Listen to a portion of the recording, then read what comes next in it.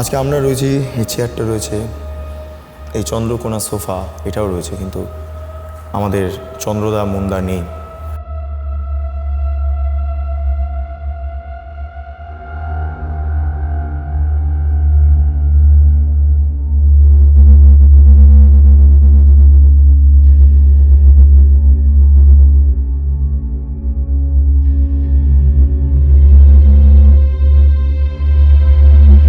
চন্দ্রদা পিতা যেদিন গত হন সেই দিন চন্দ্রদা বাড়ির লোককে ফোন করে বলেছিলেন মানুষটা আর আছেন কি নেই। বাড়ির তরফে এলো নেই। চন্দ্রদা তার পরিজনকে বলেছিলেন যে গিয়েছে তাকে তো আর ফেরাতে পারবো না, কিন্তু যেই মানুষটা এত কষ্ট করছে, শাসক দলের বিরুদ্ধে লড়াই করছেন, তাকে তো এরকম ভাবে ঝুলিয়ে যেতে পারি না। আমি যদি ভবানীপুরে না জিততাম তাহলে হয়তো ওকে টার্গেট করতো। এই মানসিক দংশনে আমিও বিদ্ধ। চন্দ্রনাথ রথ আমাদের মুন্দা, তিনি অনেক পরিশ্রম করার পর, রাত জাগার পর এখানে এসে বিশ্রাম নিতেন। এই সেই জায়গাটা আজকে এই শূন্য অবস্থাতে পড়ে রয়েছে। কিন্তু কোনো দিনের জন্য যে আমি লিডার অফ অপোজিশনের বিরুদ্ধে রাজনৈতিক মতদর্শকতা আলাদা, কোনো দিন এটা তার কাছে ফিল করিনি। নওশাদ ভাই সম্বোধন নিয়ে আমি কথা বলেছি কেমন আছে না আছে কী করছে, যথেষ্ট সে আমাকে সেই জায়গা থেকে তাকে দেখিয়েছে। কিন্তু ওইরকম একটা ছেলে লোক আমার মনে হয় তার ব্যক্তিগত কেউ শত্রু হতে পারে না। আমি দু একবার কথা বলে তার সাথে এটুকু দেখেছি, যথেষ্ট সে সকলকে আপন করে নিতে পারে। চন্দ্রদার মৃত্যুর পর ওরা কলকাতার প্রচুর মানুষ কেঁদেছে। আমি একজন মা, আমি চাইবো না তাদের ফাঁসি হোক, কিন্তু যাবজ্জীবন কারাদণ্ড চাইছি। এই চন্দ্রদা আজকে শুভেন্দু অধিকারীর ডান হাত এবং দুই চোখ ছিলেন। শুভেন্দুদার অনেক কাজ, অনেক কিছু এই চন্দ্রদা সামলেছেন।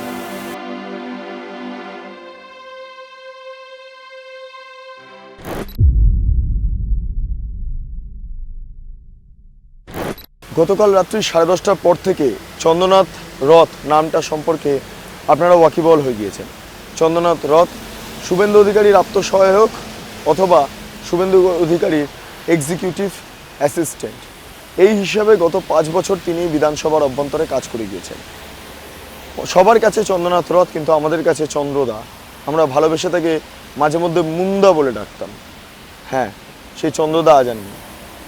আমি এই বিরোধী থাকাকালীন, বিজেপি বিরোধী থাকাকালীন, ন্যাশনাল মিডিয়াতে থাকাকালীন আমি বিধানসভা বিভিন্ন সময় কভার করেছি, এবং চন্দ্রদা যেহেতু এয়ারফোর্স থেকে উঠে এসেছিলেন, সেই কারণে সে অনেক কিছু গোপন রাখতে পছন্দ করতেন। চন্দ্রদার ব্যক্তিগত জীবন সম্পর্কে আমাদের কোনো ধারণা নেই।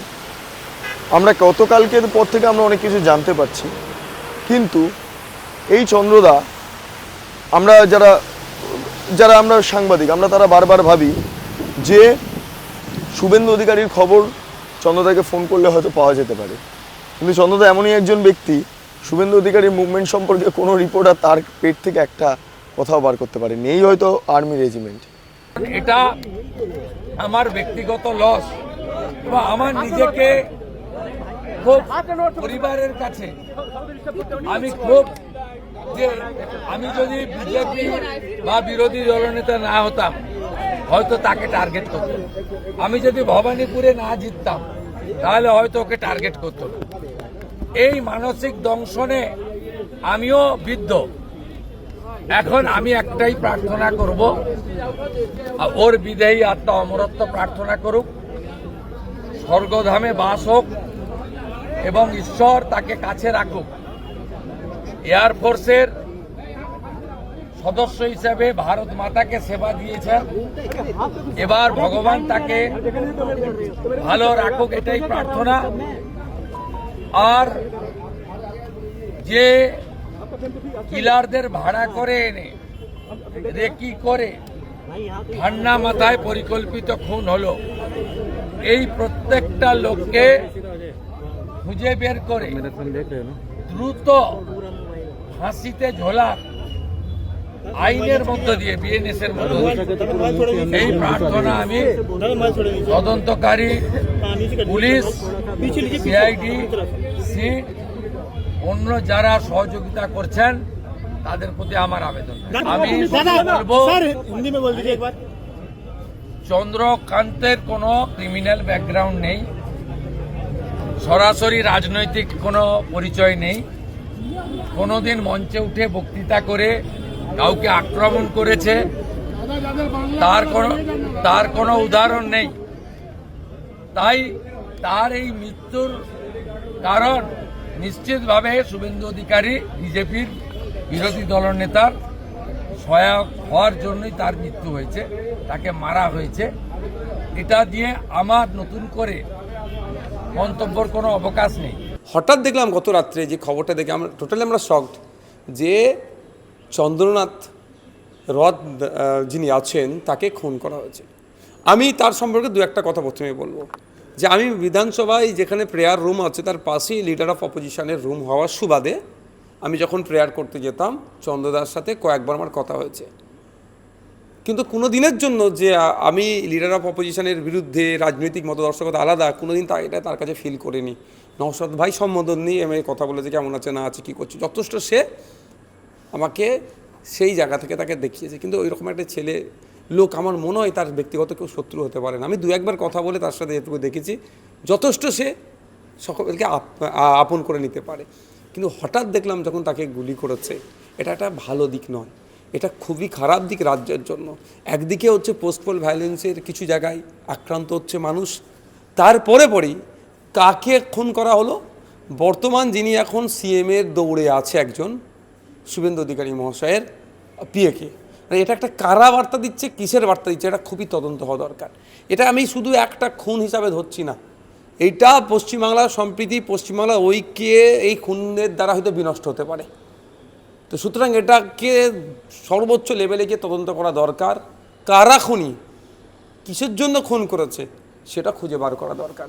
এটা পশ্চিমবাংলার কৃষ্টি কালচার নয়, এটা ভিন্ন রাজ্য থেকে আমদানি করা হচ্ছে এখানকার। তাহলে আজকে যারা সাংবাদিক বন্ধুরা আছেন, কারো বিপক্ষে খবর গেলে কী হয়েছে, শুটারকে দিয়ে মেরে চলে গেল, এটা কী করে হতে পারে?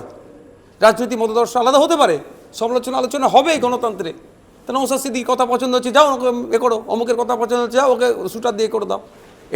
এই কৃষ্টি কালচার পশ্চিমবাংলা আমদানি যেটা করছে এটা বন্ধ করতে হবে। আমি আবারও বলছি, এটা একটা শুধু খুন নয়, হত্যাকাণ্ড নয়, এর পিছনেও গভীর ষড়যন্ত্র আছে। চন্দ্রদা আমাদের মুন্দা, এটা 3 নম্বর গেট বিধানসভার। আমরা যখন এখান থেকে আসতাম এই রাস্তাটা দিয়ে, এখানে সেই গাড়িটি দাঁড়িয়ে থাকতো যে গাড়ির অভ্যন্তরে, যে গাড়ির ভেতরে চন্দ্রদাকে নির্মমভাবে খুন করা হয়েছে। এই গাড়িটা এখানে দাঁড়িয়ে থাকতো।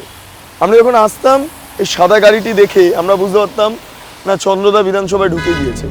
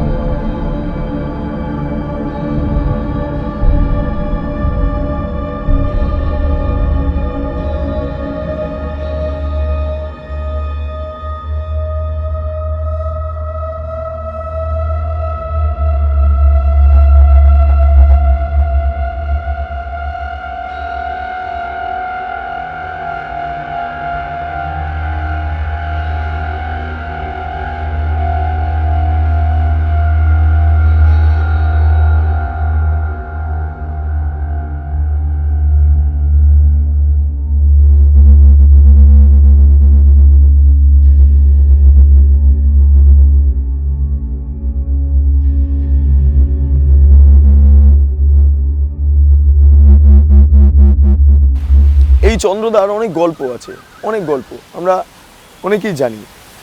বিধানসভাতে কাজ করাকালীন সাংবাদিক হিসাবে একদিন আচমকা আমরা জানতাম না, পরে আমরা গল্পটা শুনছি অনেকের মুখ থেকে, চন্দ্রদাকে পাওয়া যাচ্ছে না, কোথায় আছে কী আছে আমরা জানি না। হঠাৎ করে একদিন দেখলাম কাঁচা পড়ে নিজাম প্যালেসে চন্দ্রদা, শুভেন্দু অধিকারী প্রেস কনফারেন্স করবেন। দেখে বললাম কী হয়েছে? বলছে বাবা মারা গিয়েছে। আমরা দীর্ঘদিন ধরে চন্দ্রদাকে ফোনে পাইনি, আমরা কেউ জানতেও পারিনি। ঘুণাক্ষরে তার যারা অন্যান্য যারা সহকর্মীরা ছিলেন বিধানসভার অভ্যন্তরে, তাদের কাছেও সেই তথ্য ছিল না। চন্দ্রদা এমনই নিজেকে গোপনে রাখতেন, কারণ তিনি শুভেন্দু অধিকারীর এক্সিকিউটিভ অ্যাসিস্ট্যান্ট হিসেবে কাজ করছেন এবং শুভেন্দু অধিকারীর বিভিন্ন কাজকর্মের সঙ্গে তিনি জড়িত ছিলেন। ফলে কোনো তথ্য যাতে বাইরে বেরিয়ে না আসে সেই বিষয়টা চন্দ্রদা নিশ্চিত করার জন্য এই কাজগুলো করতেন। যাই হোক, যেই বিষয়টা আমি উত্থাপন করছি, যেদিন পরে শোনা যায় যে চন্দ্রদার পিতা যেদিন গত হন, সেই দিন চন্দ্রদা বাড়ির লোককে ফোন করে বলেছিলেন মানুষটা আর আছেন কি নেই। বাড়ির তরফে এলো, নেই। চন্দ্রদা তার পরিজনকে বলেছিলেন যে গিয়েছে তাকে তো আর ফেরাতে পারবো না, কিন্তু যেই মানুষটা এত কষ্ট করছে, শাসক দলের বিরুদ্ধে লড়াই করছেন, তাকে তো এরমভাবে ঝুলিয়ে যেতে পারি না। তাই চন্দ্রদা চণ্ডীপুরে যেতে যেতে, কলকাতা থেকে চণ্ডীপুরে যেতে যেতে শুভেন্দু অধিকারীর একটা খুব গুরুত্বপূর্ণ মেল সেন্ট্রালকে পাঠাতে হবে, সেটা তিনি পাঠাচ্ছিলেন। ল্যাপটপে কাজ করতে করতে চণ্ডীপুরে যাচ্ছিলেন। এটাই ছিল চন্দ্রদা।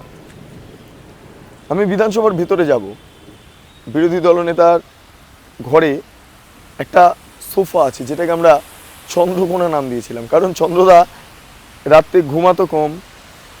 এই সেই সোফা, যেই সোফার নাম দিয়েছিলাম আমরা চন্দ্রকোনা। এই সোফাটা আজকে সম্পূর্ণভাবে খালি। বিরোধী দলনেতার ঘরে চন্দ্রনাথ রথ, আমাদের মুন্দা, তিনি অনেক পরিশ্রম করার পর, রাত জাগার পর এখানে এসে বিশ্রাম নিতেন। এই সেই জায়গাটা আজকে এই শূন্য অবস্থাতে পড়ে রয়েছে। শুভেন্দু অধিকারীর সমস্ত কাজ পুঙ্খানুপুঙ্খ খতিয়ে দেখে এবং শুভেন্দু অধিকারী বিধানসভার যিনি পিএস রয়েছেন তার সঙ্গে বিভিন্ন কথাবার্তা আলোচনা করার পর এটাই ছিল তার বিশ্রাম কক্ষ। হ্যাঁ, এইখানেই তিনি বিশ্রাম নিতেন। আজকে সত্যি আমরা কটাক্ষ করে নাম দিয়েছিলাম চন্দ্রকোনা। এবং এই যেই অংশটা না, এইখানটা যখন চন্দ্রদা রেস্ট নিত, তখন এখানে আমরা সাংবাদিকরা বসতাম এবং এভাবে বসে বিভিন্ন আলোচনা, মানে আজকে আমরা রয়েছি, এই চেয়ারটা রয়েছে, এই চন্দ্রকোনা সোফা এটাও রয়েছে, কিন্তু আমাদের চন্দ্রদা মুন্দা নেই।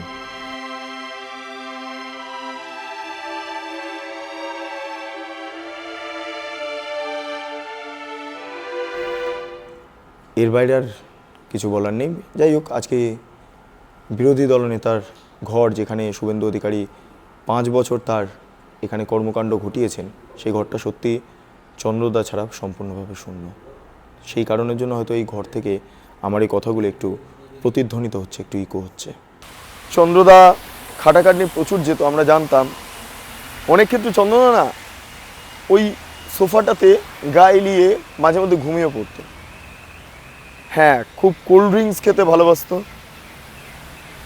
ধূমপান করতেন। আমাদের অনেক সাংবাদিকরাই চন্দ্রদার কাছে গিয়ে সিগারেট চাইতো, যদিও স্মোকিং ইনজুরিয়াস টু হেলথ। এক অদ্ভুত মানুষ চন্দ্রদা, কোনোদিন রাগ দেখিনি। হ্যাঁ না, আপনজনের কাছে রাগ দেখিয়েছেন হয়তো, কিন্তু কোনোদিন রাগ নয়, একমুখ হাসি। আজকে তার মৃত্যু নিয়ে নানা তদন্ত হচ্ছে, তদন্ত চলছে। তদন্ত হোক, দোষীরা শাস্তি পান। চন্দ্রদার মা, হাসি কাকিমা, মানে সমবেদনা জানানোর কোনো ভাষা নেই।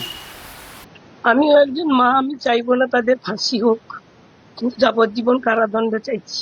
আমি আজকে নতুন সরকার যে গঠন করবে তার কাছে জানাবো যে আমার ছেলের এই মৃত্যু যেন শাস্তিটুকু হয়। আমার ছেলে যদি অ্যাক্সিডেন্টে কোনো অঘটন ঘটতো, আমার মনে হয় এত কষ্ট হতো না। তাকে যেভাবে কষ্ট দিয়ে এতটাইরা মারলো। কিন্তু হ্যাঁ, চন্দ্রদার মৃত্যুর পর গোটা কলকাতার প্রচুর মানুষ কেঁদেছে মানুষটার ব্যবহারের জন্য। এই চন্দ্রদা আজকে শুভেন্দু অধিকারীর ডান হাত এবং 2 চোখ ছিলেন। শুভেন্দুদার অনেক কাজ, অনেক কিছু এই চন্দ্রদা সামলেছেন। অনেক সামলেছেন, বিধানসভার অভ্যন্তরে বাইরে সবসময় দেখতাম ফাইল নিয়ে বসে আছেন, ল্যাপটপ নিয়ে বসে আছে। আমি জানি না, মুন্দা আমরা ছদ্মনামে ডাকতাম, ফিরে আসবে না, কিন্তু এই লোকটার মেধাও মারাত্মক ছিল। এক্স এয়ারফোর্স তো, তার পাশাপাশি পড়াশোনা, মানে কার্ল মার্কস, ম্যাকিয়াভেলি, মানে কি পড়া নেই। বিবেকানন্দের অত্যন্ত ভক্ত ছিলেন, নেতাজি সুভাষচন্দ্র বসুর ভক্ত ছিলেন। এই চন্দ্রদা আজকে আমাদের মধ্যে আর নেই, এটাই, আর কিছু নেই।